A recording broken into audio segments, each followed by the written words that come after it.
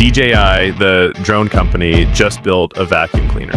But here's the thing, this isn't just a side project, because the craziest part is they've taken the same tech that helps drones dodge trees and skyscrapers and put it into a robot vacuum to dodge your socks, your cords, even pet messes. So today I'm breaking down DJI's brand new Romo robot vacuum, what it can actually do, the insane features inside, and whether this thing has a shot at replacing your Roomba. So what's this drone tech I keep talking about?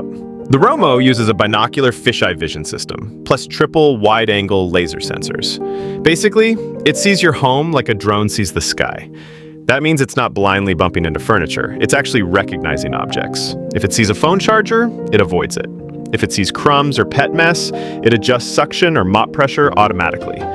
All the smarts DJI uses to keep drones from crashing, now keeping your vacuum from eating your AirPods. DJI didn't just drop one model, they dropped three. The Romo S, sleek and minimal, the Romo A, partially transparent so you can see some of the guts inside, and the Romo P, fully transparent, dock included.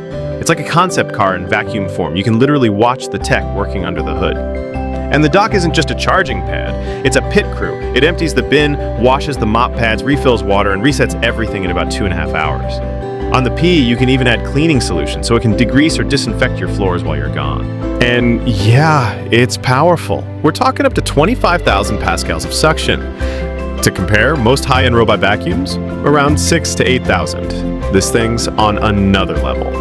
It's got an anti-tangle roller brush, extendable side brushes to sweep corners, and mop pads that lift up when it moves onto carpet, so no soggy rugs. Brains plus brawn, that's the combo here. But DJI went further.